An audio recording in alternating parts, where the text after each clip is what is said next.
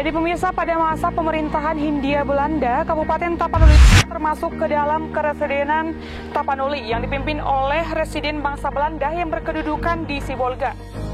Saat itu, Keresidenan Tapanuli dibagi menjadi 4 afdeling atau kabupaten. Salah satunya diantaranya Afdeling Batak Landen dengan ibu kotanya Tarutung.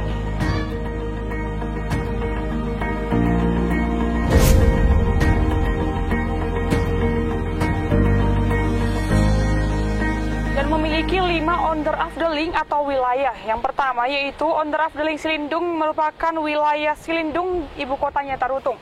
Dan yang kedua, onderafdeling Hoklak Tevan Toba atau wilayah Humbang, yaitu ibu kotanya Siborong-Borong.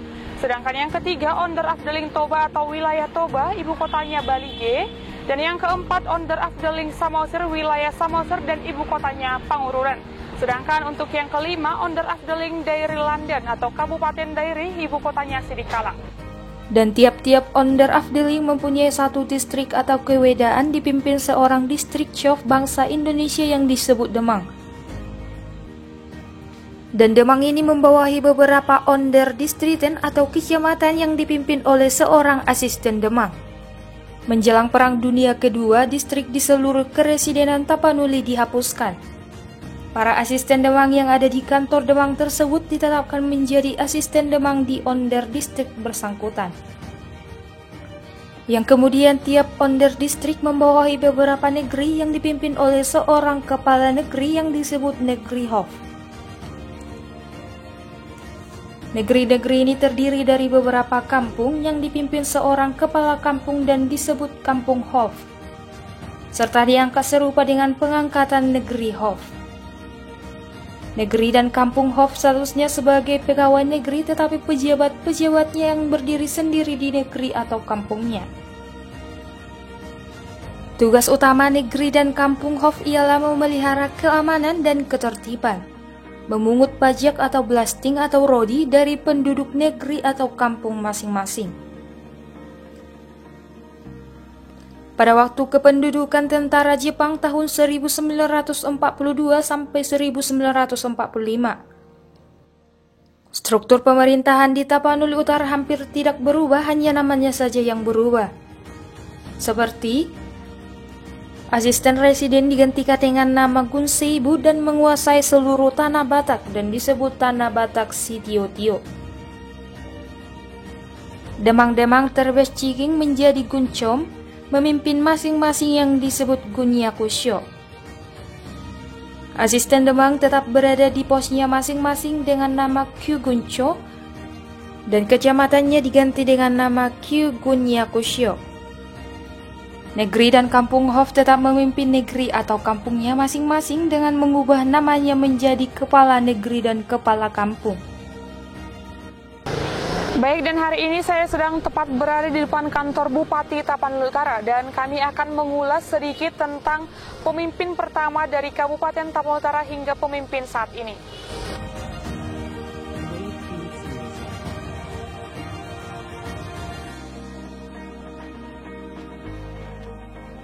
Setelah proklamasi kemerdekaan Republik Indonesia, sejarah perkembangan pemerintahan di Kabupaten Tapanuli Utara diawali dengan terbitnya Besluit nomor 1 dari Residen Tapanuli Dr. Ferdinand Lumban Tobing pada tanggal 5 Oktober 1945 yang memuat pembentukan daerah Tapanuli dengan pengangkatan staf pemerintahannya, juga pengangkatan kepala-kepala luhak dalam daerah Tapanuli. Afdeling Tanah Batak dirubah menjadi Luhak Tanah Batak, dan sebagai kepala luhak diangkat Bapak Cornelius Sihombing. Dalam catatan sejarah, beliaulah dianggap sebagai Bupati pertama Tapanuli Utara. Kemudian sesuai dengan Undang-Undang Nomor 7 Tahun 1956, di daerah provinsi dibentuk daerah otonom kabupaten. Salah satu kabupaten yang dibentuk dalam undang-undang tersebut adalah Kabupaten Tapanuli Utara. Mengingat begitu luasnya wilayah Kabupaten Tapanuli Utara, untuk meningkatkan daya guna pemerintahan dan pemerataan hasil-hasil pembangunan di daerah, maka pada tahun 1964 Kabupaten Tapanuli Utara dimekarkan menjadi 2 kabupaten, yaitu Kabupaten Tapanuli Utara dan Kabupaten Dairi. sesuai dengan Undang-Undang Nomor 15 Tahun 1964 tentang pembentukan daerah tingkat 2 dairi. Pada tahun 1998, untuk kedua kalinya Kabupaten Tapanuli Utara dimekarkan menjadi 2 kabupaten, yaitu Kabupaten Tapanuli Utara dan Kabupaten Toba Samosir, sesuai dengan Undang-Undang Nomor 12 Tahun 1998.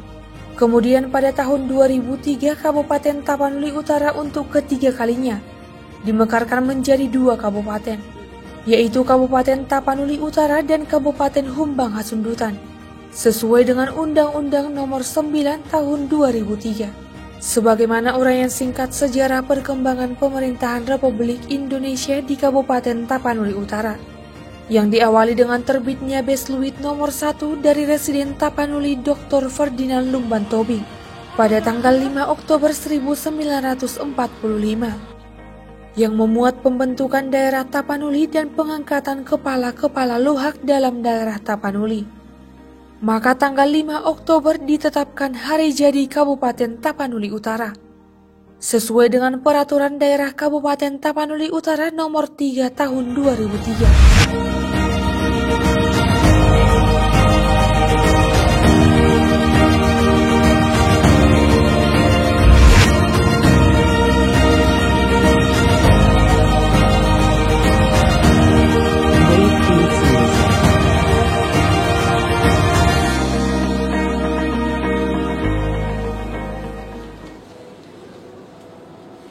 Dalam momen yang berbahagia ini, kami pimpinan, staf dan karyawan, beserta seluruh jurnalis RMTV News mengucapkan Dirgahayu Kabupaten Tapanuli Utara yang ke-75.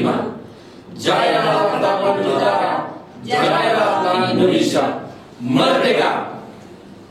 Suatu hal yang jarang terjadi dalam satu daerah, di mana tanggal lahir seorang pemimpin sama dengan daerah yang dipimpinnya.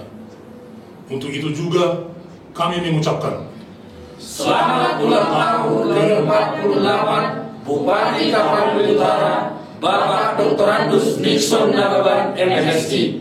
Semoga panjang umur, sehat beserta seluruh keluarga, dan sukses dalam tugas memimpin Tapanuli Utara yang kita cintai ini. Horas, horas, horas.